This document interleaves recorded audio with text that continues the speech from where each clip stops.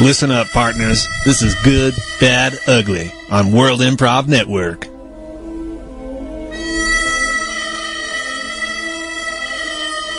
Good evening, everyone. I am Alex. I'm Asa. I'm Jim. And we are your astute WIN counselors to help you through any of the problems you may have on a daily basis or throughout the week.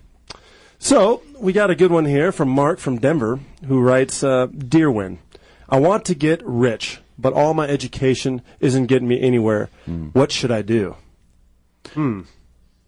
Well, they say that the best way, is to save and work hard.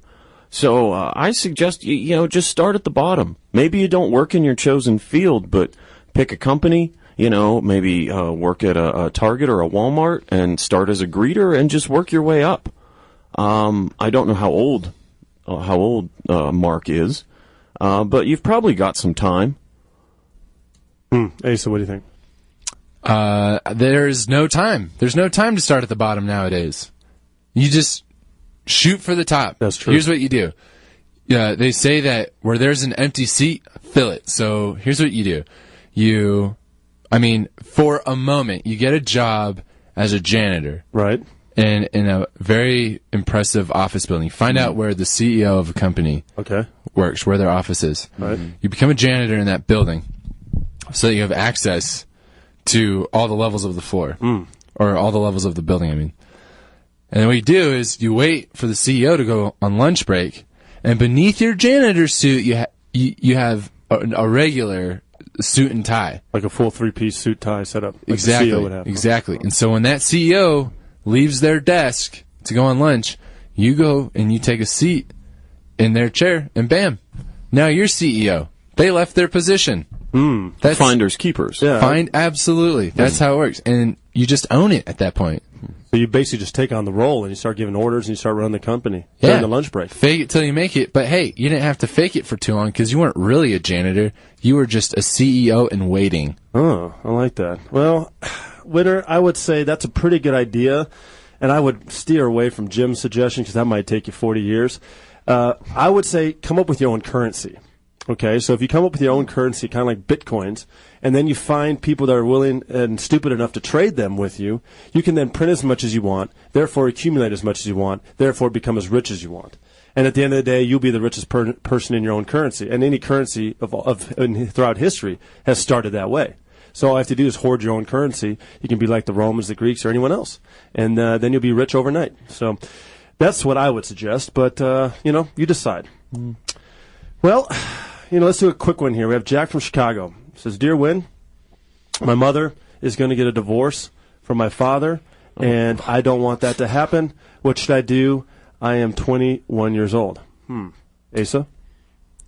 Gosh, that's a really tough position. And you know what? Sometimes people are just set in their ways. And I would say the best thing you can do is just be there for both of your parents. Be supportive and sympathetic.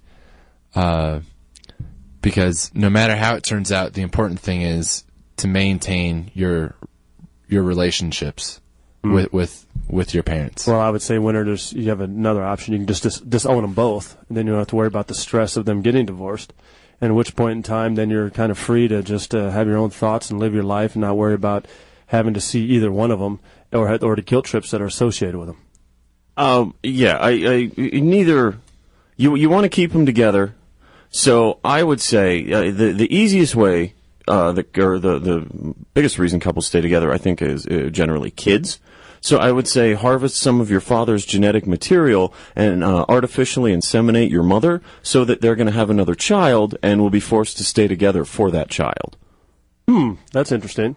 So at least for 18 more years, so till the time he's 40 then. Yeah, and then maybe you have to do it again, but... That's fine, yeah, okay. Well, I could see that as a decent strategy. Mm-hmm. Well, thank you so much, Winner, for that question, and that's what's going to do it for today for Good, Bad, Ugly. So why don't you stay tuned for one more little piece of advice to get you through the week in Horoscope Corner. Love, fortune, status. Let us do your astrological chart. Horoscope Corner on World Improv Network. Is you right? For all you Aries out there, Today is a wonderful, wonderful day, and today is a great day to realize that you were born in Aries. Aries is an animal, looks much like a mountain ram, powerful, majestic, and flowing in its freedom. So why don't you flow in your freedom? And when anybody tells you what to do, tell them to beep off, because you are free, and you are an Aries. Thanks for listening to Win on KZKO. Don't forget to interact with the cast by sending your suggestions for each segment throughout the week by hitting them up on Facebook at World Improv Network, Twitter at World Improv Net, or the Win KZKO blog. See you next week.